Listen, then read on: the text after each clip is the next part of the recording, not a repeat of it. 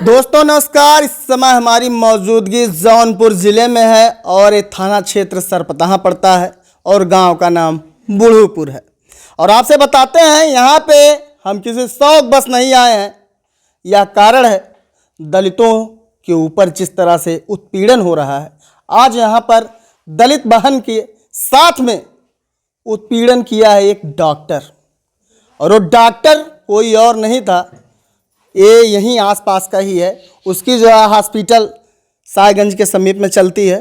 और आपसे बताते हैं कि कई दिनों से वो बच्ची वहाँ पे सीख रही थी, नर्स शायद थी या फिर और कुछ थी। अभी परिवार से हम जानने की कोशिश करेंगे, लेकिन अगर कोई डॉक्टर ही हैवान बन जाए तो उसके लिए आप क्या कहेंगे? आप बताइएगा कि डॉक्टर को भगवान कहा जाता है, दूसरा भगवान, सेकंड गॉड, लेकिन ये जो डॉक्टर है कहीं ना कहीं बेवकूफ़ निकला, दिमाग ही इसके पास नहीं था।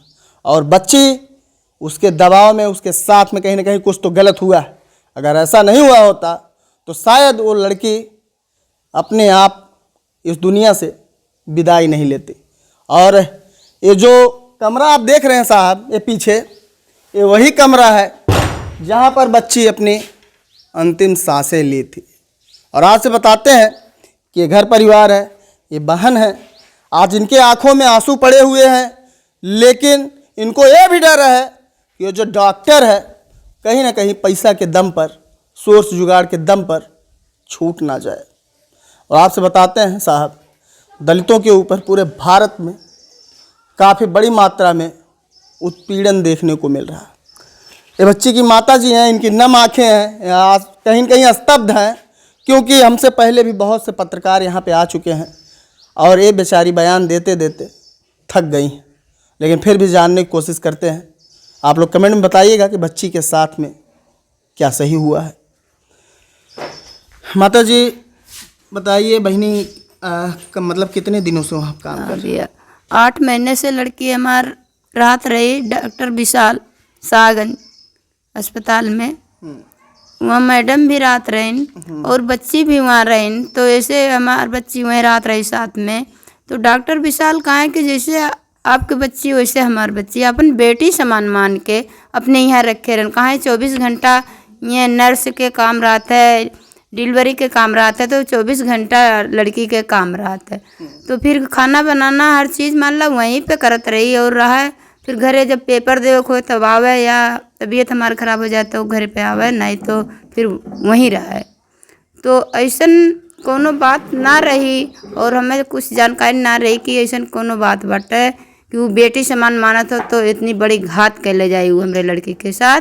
लेकिन डॉक्टर विशाल इतनी बड़ी घात कर दे कि आज हमारी लड़की अपने आप के दुनिया से जाए के विचार कर ले अपने मन में। और ला के हमरे के यहाँ 11 बजे रात में छोड़ गए और कहा कि हमार मैडम बम्बई से आवत हैं, बनारस जहाज़ से उतरी हैं, हम जाते अपने मैडम के आना है, यह नाते लड़की के हम यहाँ छोड़ जाते हैं। जब डॉक्टर से हम पूछे कि हमरे लड़की के हाथ में चोट कैसे लगवा, डॉक्टर विशाल बोलन कि टमाटर काटत रही और लड़की के हाथ में चोट लगवा।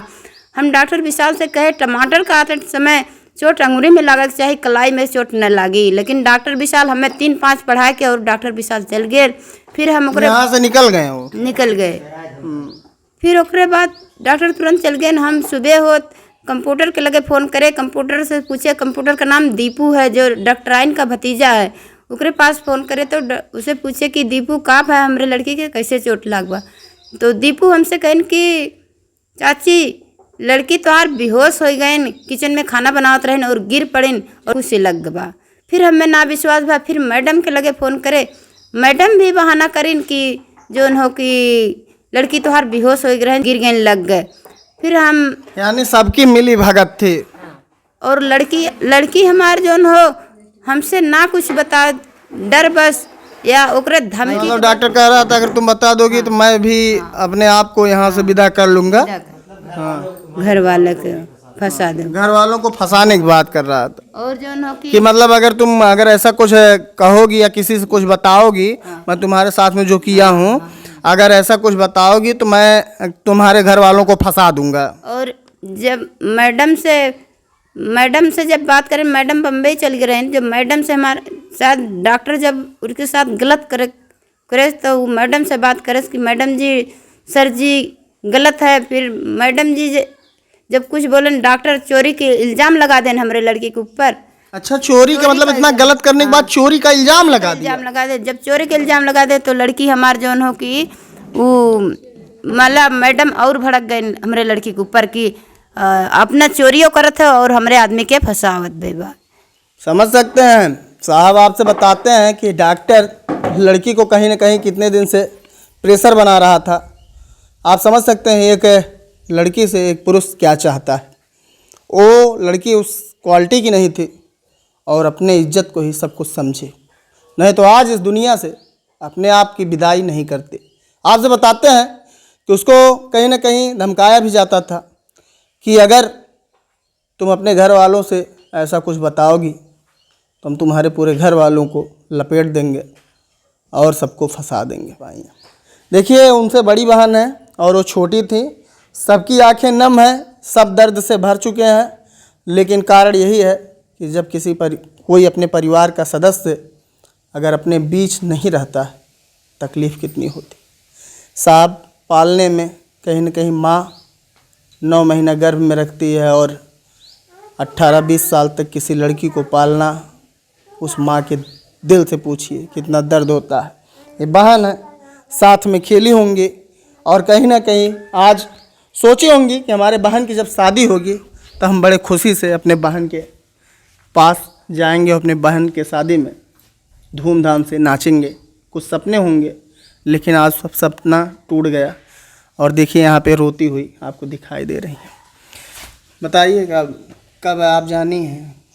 नहीं सर, वो मुझसे बात की थी, वो बोली कुछ ऐसा बात है, लेकिन मैं पूछी, वो बोली बाद में बताऊंगी और पूरा बात नहीं बताई। मुझे शंका नहीं था डॉक्टर ऐसा करेगा। वो बोली हाँ सर बहुत अच्छे हैं। पहले बोलती थी वो पिता के समान है, पिता जैसे हैं। बहुत वो लोग दोनों लोग मानते थे उसे, बहुत मानते थे। मैं हॉस्पिटल में गई थी कई बार मिलने उससे, वो लोग उसे बहुत मानते थे। ऐसा कुछ नहीं था, कुछ ही दिनों से ऐसा हुआ है, नहीं तो ऐसा पहले कुछ नहीं था। वो लेकिन किसी से नहीं बताई। डॉक्टर अपने बेटे का कसम दिया था, मेरे एक भाई था उसका भी कसम दिया था डॉक्टर कि किसी से बताना मत।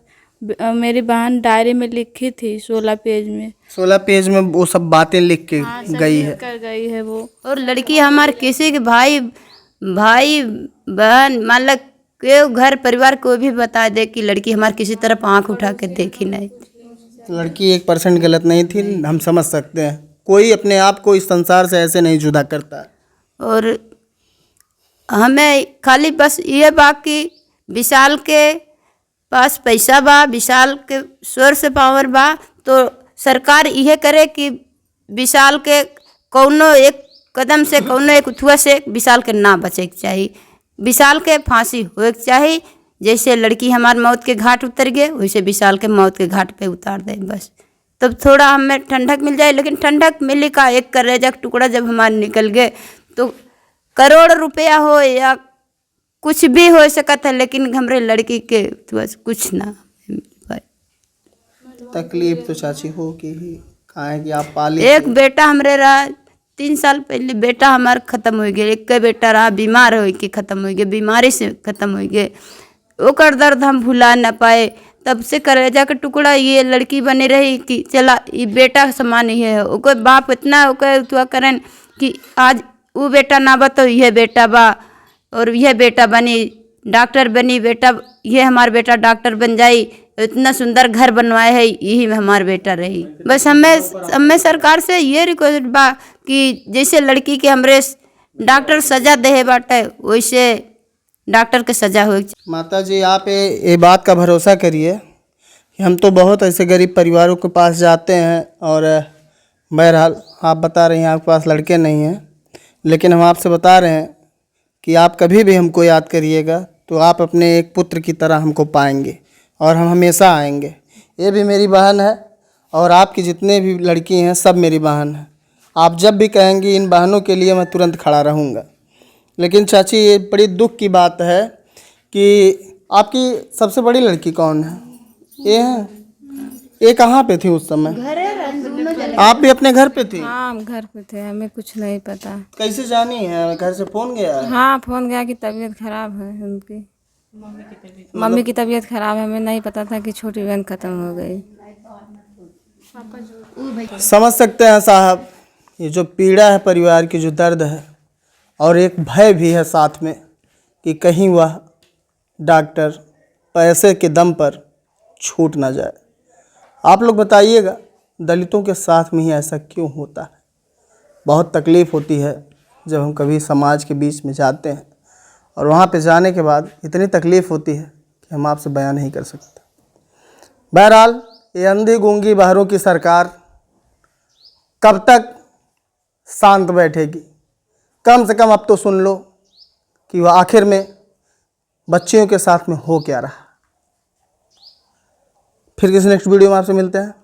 जय हिंद।